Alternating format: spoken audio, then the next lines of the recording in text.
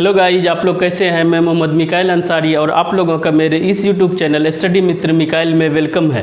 तो दोस्तों, आज का हमारा टॉपिक है इम्परेटिव सेंटेंस। अभी हम लोग पढ़ रहे हैं टाइप्स ऑफ सेंटेंसेज। इसमें दोस्तों हम लोग असर्टिव सेंटेंस और इंट्रोगेटिव सेंटेंस देख लिए हैं। अब मेरा तीसरा और सबसे इम्पोर्टेंट जो है वो इम्परेटिव सेंटेंस है। तो आइए देखते हैं कि इम्परेटिव सेंटेंस क्या होता है।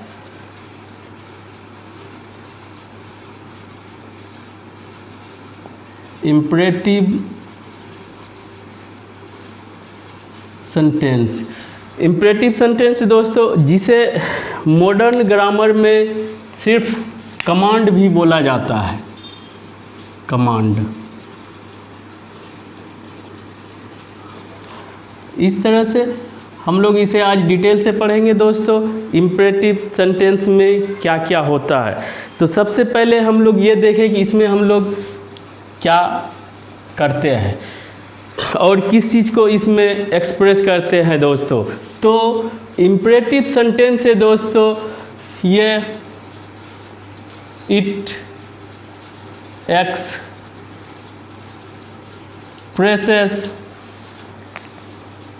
N order. इसी को दोस्तों जो कमांड है बोला जाता है। और दोस्तों रिक्वेस्ट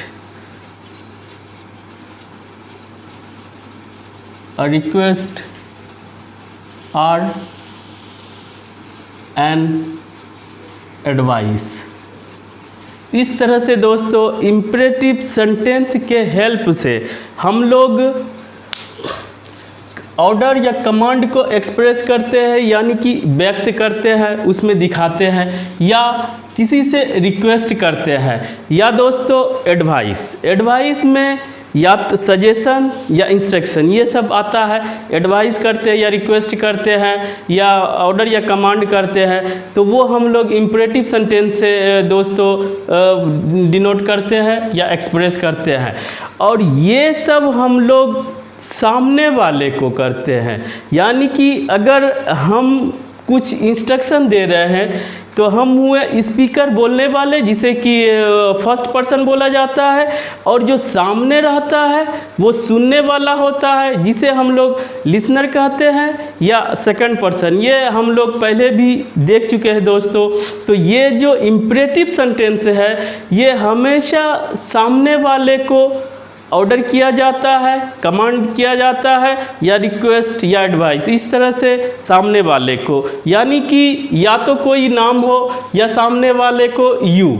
लेकिन दोस्तों इसमें यू से रिलेटेड एक बातें हैं कि जो सब्जेक्ट यू होता है हमेशा सामने यू होता है।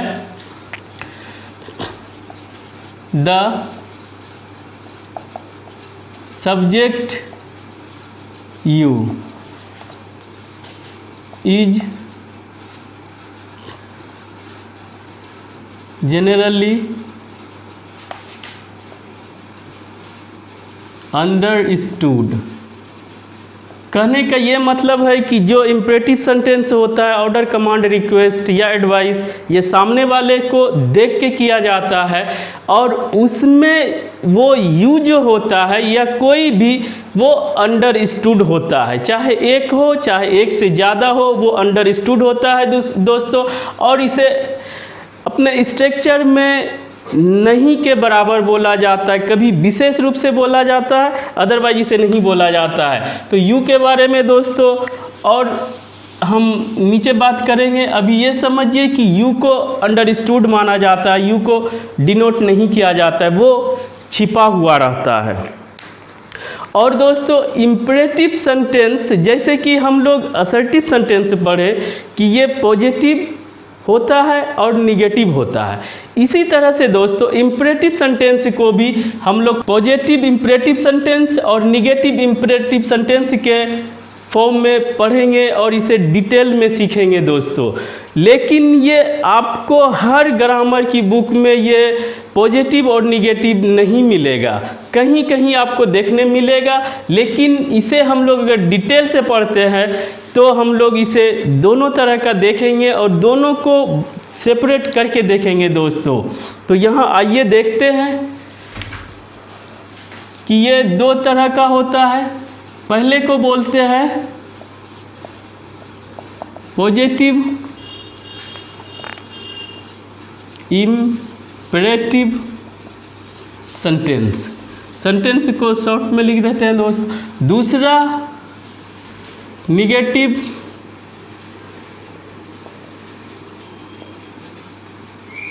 Imperative sentence. इस तरह से दोस्तों हम लोग पढ़ेंगे, ये हर जगह नहीं मिलेगा और इसे सभी बुक्स में या टीचर्स जो है पढ़ाते हैं शॉर्ट में निकल जाते हैं। लेकिन दोस्तों इसका यूज अगर आप ग्रामर के हिसाब से पढ़ते हैं तो ठीक है, जहाँ जितना ज़रूरत पड़ा पढ़ लेते हैं। लेकिन स्पीकिंग के पर्पस से इसे दोस्तों ये बहुत इम्पोर्टेंट होता है। बोलने के लिए किसी को आदेश देते हैं या किसी से रिक्वेस्ट करते हैं या एडवाइस देते हैं तो वहाँ पे और आसान होता है। और इसमें दोस्तों ये एक्शन वर्ब का यूज किया जाता है। वो हम लोग पहले स्ट्रक्चर देख लेते हैं फिर देखते हैं दोस्तों। सबसे पहले हम लोग इसमें क्या करते हैं कि स्ट्रक्चर क्या होता है वो देखते हैं। स्ट्रक्चर तो दोस्तों ये जैसा कि बोले कि यू सब्जेक्ट माना जाता है सामने वाला और वो अंडरस्टूड रहता है, उसे दर्शाया नहीं जाता है।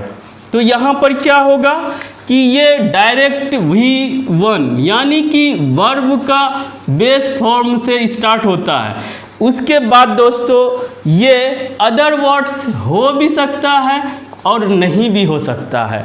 और आप याद कीजिए कि सेंटेंस में या सेंटेंस के डिफिनेशन में हम लोग देखे हैं कि सेंटेंस वर्ब के बिना पॉसिबल नहीं है। यानी कि सेंटेंस का अगर पूरा मीनिंग चाहिए तो वहाँ पे वर्ब का होना मस्ट है।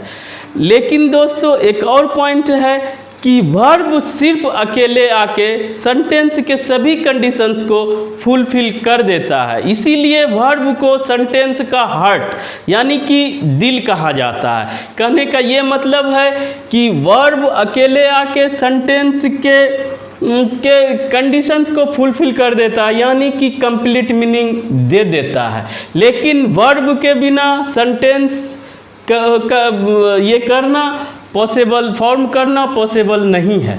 तो यहाँ पर देखते हैं दोस्तों कि ये वर्ब के V1 यानी कि वर्ब का बेस फॉर्म से ही स्टार्ट होता है और यू को अंडरस्टूड माना जाता है कि यू सामने वाला सब्जेक्ट है। और दोस्तों इसमें एक चीज़ और देख लें कि इसमें एक्शन वर्ब का ही यूज किया जाता है। और जानते हैं कि एक्शन वर्ब ट्रांजिटिव भी होता है, इंट्रांजिटिव भी होता है। अगर इंट्रांजिटिव होगा तो सिर्फ एक वर्ब सिंगल आके वो मीनिंग को फुलफिल कर देगा, सेंटेंस कंप्लीट कर देगा। और दोस्तों अगर वो ट्रांजिटिव वर्ब है तो अपने बाद वो ऑब्जेक्ट लेगा, अदरवाइज बिना ऑब्जेक्ट का ये इंट्रांजिटिव वर्ब ये अपने मीनिंग को फुलफिल कर देगा। और दोस्तों इसमें लास्ट में फुल स्टॉप होता है। बस इतना जनरल इंस्ट्रक्शन था। अब इसको हम लोग बारी बारी से देखते हैं। तो सबसे पहला है दोस्तों हम लोगों का कि इसमें सबसे पहला है हम लोगों का इसमें कमांड या ऑर्डर। अगर ये ऑर्डर कर रहे हैं किसी को तो डायरेक्ट बोल सकते हैं दोस्तों गो। एक वर्ब यानी कि ये इंट्रांजिटिव वर्ब है गो। अगर किसी को बोलते हैं जाओ, इस तरह का हिंदी में बोला जाता है जाओ, तो गो लिख दे, फुल स्टॉप दे दे, वो कंप्लीट सेंटेंस हो गया दोस्तों। या किसी को बुलाना है तो बोल दे कम। इसी तरह दोस्तों किसी को पढ़ने बोलना है तो उसे रीड बोल दे। ये कंप्लीट सेंटेंस है, ये कंप्लीट सेंटेंस, ये कंप्लीट सेंटेंस है। और एक्शन वर्ब से ही फर्स्ट फॉर्म से शुरू हो रहा है और इसे ही इंपरेटिव सेंटेंस बोलते हैं। और स्पोकन में इसे ऑर्डर सेंटेंस भी बोला जाता है। इसे भी दिमाग में रखें। कोई बोला ऑर्डर सेंटेंस बताइए तो यही ऑर्डर सेंटेंस होता है दोस्तों, जो कि इंपरेटिव सेंटेंस होता है और डायरेक्ट एक्शन वर्ब बोल के वो काम करो, इस तरह का सेंस दिया जाता है। अब दोस्तों इसमें आप कुछ जोड़ के बोल सकते हैं, जैसे बोल सकते हैं ओपन द डोर, दूसरा भी बोल सकते हैं क्लोज द डोर। इस तरह से दोस्तों आप ऑर्डर या कमांड के रूप में दुनिया का कोई भी सेंटेंस बोल सकते हैं सामने वाले को, बशर्ते कि आपको उस एक्शन वर्ब का इंग्लिश मीनिंग पता हो। अगर हिंदी जानते हैं तो उसका इंग्लिश वर्ड पता हो, और फर्स्ट फॉर्म, चूँकि हम लोग अगर जब भी जिसका मीनिंग देखते हैं तो पहले फर्स्ट फॉर्म यानी बेस फॉर्म ही देखते हैं। इस तरह से आप कर सकते हैं दोस्तों डायरेक्ट एक्शन वर्ब को यूज करके, चाहे वो इंट्रांजिटिव वर्ब हो चाहे वो ट्रांजिटिव वर्ब हो। इसके साथ एक और यूज किया जाता है दोस्तों बी पॉजिटिव, ये भी आप देखे होंगे या आप यूज करते होंगे। ये इसी में आता है दोस्तों बी पॉजिटिव। बी जो है बी फॉर्म हम लोग पहले पढ़ चुके हैं, जिसमें कि is, am, are, was, were, shall be, will be आता है। लेकिन दोस्तों कभी कभी बी को खुद आना पड़ता है V1 के रूप में, यानी वर्ब के बेस फॉर्म के रूप में। तो बी, और ये भी एक चीज़ जानते हैं दोस्तों कि बी यानी कि बी फॉर्म जब भी आता है, पहले बोले हैं कि जो एक्शन वर्ब होता है अपने बाद एडवर्ब लेता है, लेकिन बी फॉर्म दोस्तों अपने बाद एडजेक्टिव लेता है। इसीलिए बी के साथ कोई एडजेक्टिव हो तो वहाँ पे सेंस होता है बी पॉजिटिव का मतलब सकारात्मक रहो। इस तरह से दूसरा भी बी से एक देख लेते हैं, बी क्वाइट, यानी कि शांत रहो। इस तरह से आप ऑर्डर या कमांड में दोस्तों कुछ भी बोल सकते हैं, या तो डायरेक्ट, और अगर जो डायरेक्ट नहीं बनता है तो बी के साथ ये एडजेक्टिव लेके दोस्तों। ये हो गया। दूसरा देखते हैं, दूसरा हम लोग जब किसी से रिक्वेस्ट करते हैं, या तो ऑर्डर करते हैं डायरेक्ट ये ला वो ला वहाँ जाओ, या किसी को पोलाइटली, हो सकता है कि वो मेरे को ज़्यादा ज़रूरी है इसलिए दोस्तों वहाँ पे उससे पोलाइटली रिक्वेस्ट करते हैं please come here, please go there. ये सभी में आप लगा सकते हैं या अलग से भी बोल सकते हैं। तो उसमें दोस्तों आपको एक वर्ड जोड़ना पड़ेगा, प्लीज़। प्लीज जोड़ते हैं दोस्तों और लिख देते हैं कोई भी ओपन द डोर। तो इस तरह से अगर प्लीज लगा के उसी ऑर्डर को कर देते हैं तो ये रिक्वेस्ट के कैटेगरी में आ जाता है दोस्तों। और प्लीज या आप काइंडली भी लगा सकते हैं, प्लीज या काइंडली। और दोस्तों ये सेंटेंस से डायरेक्ट अटैच नहीं होता है, इसीलिए आप इसे या तो शुरू में लिख सकते हैं या लास्ट में लिख सकते हैं। अगर शुरू में आप लिखते हैं तो ये कैपिटल लेटर से शुरू होके कॉमा लगेगा, उसके बाद आपका सेंटेंस रहेगा दोस्तों। या काइंडली लगा के काइंडली कॉमा दे के ओपन द डोर, या दोस्तों आप इसे लिख सकते हैं। अगर दूसरा सेंटेंस क्लोज द डोर, अगर ये बोलना चाहते हैं तो यहाँ पे कैपिटल लेटर से शुरू होगा, क्योंकि कोई भी सेंटेंस कैपिटल लेटर से शुरू होता है फर्स्ट वर्ड, और बाद में फुल स्टॉप हो, क्वेश्चन मार्क हो या और कुछ लगता है दोस्तों। यहाँ पर इंपरेटिव सेंटेंस में फुल स्टॉप लगेगा लास्ट में, तो यहाँ लास्ट में दोस्तों इसे प्लीज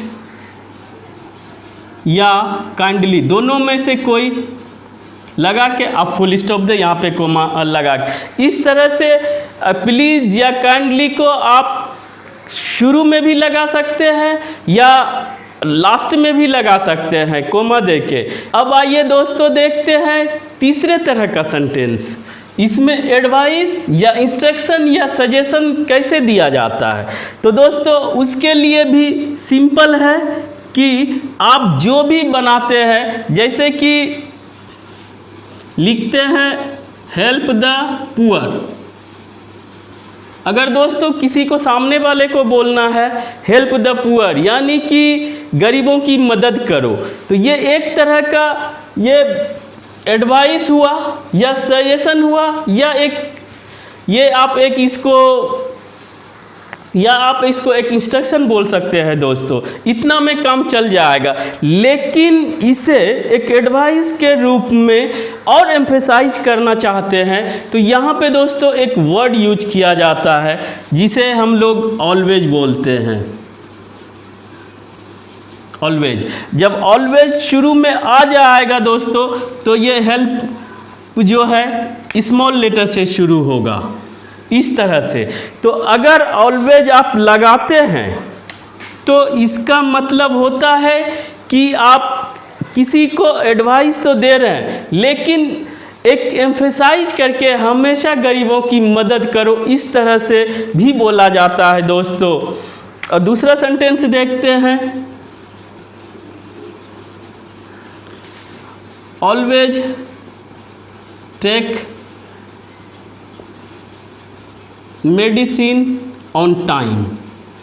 अगर किसी को दवा लेने बोल रहे हैं आप तो ऑलवेज लगा के बोल सकते हैं कि ऑलवेज टेक मेडिसिन, यानी कि हमेशा टाइम पर, समय पर दवा लीजिए।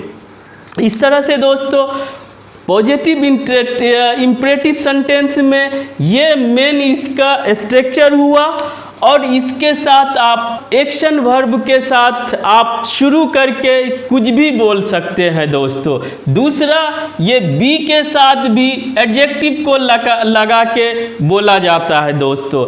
और दूसरा टाइप है कि आप रिक्वेस्ट कर रहे हैं तो वहाँ पर प्लीज़ लगा दें या काइंडली लगा दें। ये शुरू में भी लग सकता है और अंत में भी लग सकता है दोस्तों। और तीसरा टाइप का जब एडवाइस, इंस्ट्रक्शन या सजेशन देना हो दोस्तों तो ऑलवेज लगाएं, और एम्फेसाइज करने के लिए ऑलवेज लगाएं, और ये हमेशा शुरू में रहेगा दोस्तों। इस तरह से हम लोगों ने पॉजिटिव में इसका यूज देख लिया। और अब देखते हैं दोस्तों निगेटिव में। निगेटिव में दोस्तों हम लोग को जो एक स्ट्रक्चर होता है वो डोंट लगा दिया जाता है। Don't plus V1 plus other word. यहाँ पर दोस्तों जो मना करने के लिए, चाहे आप कमांड देते हैं, रिक्वेस्ट करते हैं या एडवाइस करते हैं, जब मना करते हैं किसी काम के लिए तो वहाँ पर डोंट लगा दिया जाता है दोस्तों। डोंट के बारे में पहले भी बताया है कि अगर नोट लगाना हो किसी भी सेंटेंस में तो वो हेल्पिंग वर्ब के साथ नोट को अटैच कर, यानी हेल्पिंग वर्ब के बाद नोट को यूज किया जाता है दोस्तों। लेकिन कुछ ऐसे भी सेंटेंसेज होते हैं जिसमें कि हेल्पिंग वर्ब नहीं रहता है। अगर इस तरह की बात करते हैं तो टेंस के प्रेजेंट इंडेफिनिट और पास्ट इंडेफिनिट में हेल्पिंग वर्ब नहीं रहता है। अगर उसका निगेटिव सेंटेंस बनाना हो दोस्तों तो वहाँ पे डू, डज, डिड को इंट्रोड्यूस किया जाता है और उसके साथ नोट लगाया जाता है दोस्तों। ये पहले हम बता चुके हैं कि अगर डू के साथ नोट लगाना हो तो दोस्तों इसी को हम लोग शॉर्ट में कॉन्ट्रैक्शन फॉर्म होता है डू नोट, और यही यूज किया है दोस्तों। सभी के साथ होता है डू, डोंट, डजंट, डिडंट। इस तरह से दोस्तों डू या डज या डिड के साथ नोट या तो पूरा लगाया जाता है या डोंट लगाया जाता है दोस्तों। वो अलग टॉपिक है, उसे बाद में पढ़ेंगे। यहाँ पे किसी को मना करने के लिए पहले डोंट लगा दिया जाता है, फिर फर्स्ट फॉर्म ऑफ वर्ब से शुरू कर दिया जाता है। तो इसी में अगर बोलना है दोस्तों तो बोल सकते हैं लगा के डोंट ओपन द डोर, या इसी को फिर से बोल सकते हैं डू नॉट या don't make a noise. Do not भी बोल सकते हैं दोस्तों, डोंट भी बोल सकते हैं, दोनों में कोई भी अंतर नहीं है, लेकिन ज़्यादा डोंट बोला जाता है। इसका मतलब हुआ कि दरवाज़ा मत खोलो, और इसका मतलब हुआ कि हल्ला मत करो। कुछ अगर बोलना है नहीं करने के लिए तो डू नॉट या डोंट लगा के बना दिया जाता है दोस्तों। ये भी एक सिंपल है कि जो भी आप यूज कर रहे हैं वहाँ पर ये डोंट लगा दे, हो जाएगा।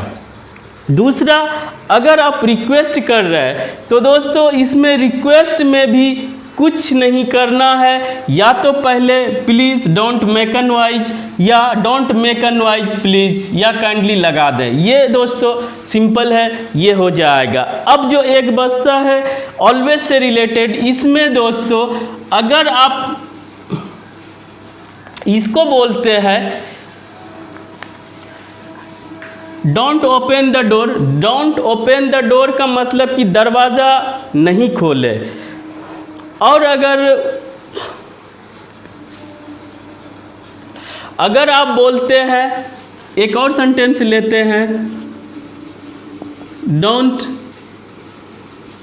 टेल अ लाई, यानी कि अगर किसी को बोलते हैं कि झूठ मत बोलो, डोंट टेल अ लाई, और उसको अगर हम लोग और एम्फेसाइज करना चाहते हैं, जैसे कि पॉजिटिव को एम्फेसाइज करके हम लोग ऑलवेज लगाएं, इसी तरह से दोस्तों अगर निगेटिव में एम्फेसाइज करना चाहते हैं तो उसे हम लोग नेवर लगा के यूज़ करेंगे, नेवर टेल अ लाई, यानी कि कहने का मतलब इसका हुआ कि झूठ मत बोलो, और इसका मतलब हुआ कि कभी भी झूठ नहीं बोलो, कभी भी झूठ मत बोलो।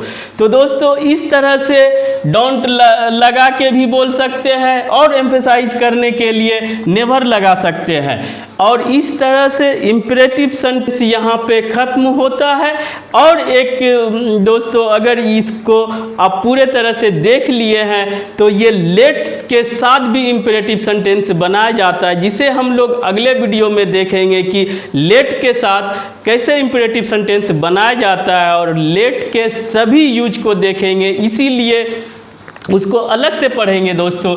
यहाँ पर अब बड़ा वीडियो हो जाएगा, इसलिए अगले क्लास में हम लोग लेट से यूज होने वाले इम्परेटिव सेंटेंस और लेट का और यूज हम लोग देखेंगे दोस्तों। और यहाँ पर एक जो बोले थे कि सब्जेक्ट यू छिपा रहता है दोस्तों, इसमें से एक और चीज़ किया जाता है कि सब्जेक्ट यू छिपा रहता है, लेकिन अगर एक से ज़्यादा लोग हैं, बहुत ज़्यादा लोग हैं, और आपको किसी एक के बारे में या एक को बुलाना हो या एक को कुछ कहना हो, तो या तो आप उसका नाम लेंगे या उसे यू कह के इशारा करेंगे या अपने पास बुलाएंगे। अगर इस तरह का दोस्तों कोई सेंटेंस बोलना पड़ता है तो उसमें लिख सकते हैं यू कम हियर, या दोस्तों किसी का नाम लेना हो, रमेश कम हियर। इस तरह से जो यहाँ पर यू यानी कि सामने वाला का इंडिकेट किया गया, रिप्रेजेंट डायरेक्ट किया गया, या उसका नाम लिया गया एक भीड़ हो उसमें से, तो वहाँ पर ये कोमा दे के या तो यू यूज कर सकते हैं, और अगर नाम लेना है तो नाम यूज कर सकते हैं दोस्तों। इस तरह के कंडीशन में इसे हम लोग वोकेटिव केस बोलते हैं।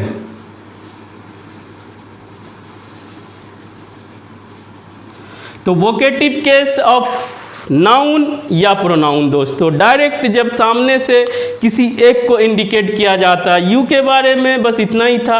और दोस्तों इम्परेटिव सेंटेंस चूँकि ये पूरा डिटेल है, लेट के साथ पढ़ लेंगे तो पूरे तरह से कंप्लीट हो जाएगा। और इसका यूज अब वॉइस में और नरेशन में है, और जनरल ग्रामर सीखने में हम लोग पॉजिटिव, निगेटिव या इंट्रोगेटिव सेंटेंसेस का ही यूज कर सकते हैं, लेकिन स्पोकन के पर्पस से ये बहुत इम्पोर्टेंट हो जाता है। तो दोस्तों इसे ठीक से समझें और प्रैक्टिस करके आप जो भी चाहें आप बोले दोस्तों। अगर ये वीडियो आपको अच्छा लगा हो और आप इससे कुछ सीखे हो तो प्लीज़ इसे लाइक करें, सब्सक्राइब करें। Thanks for watching.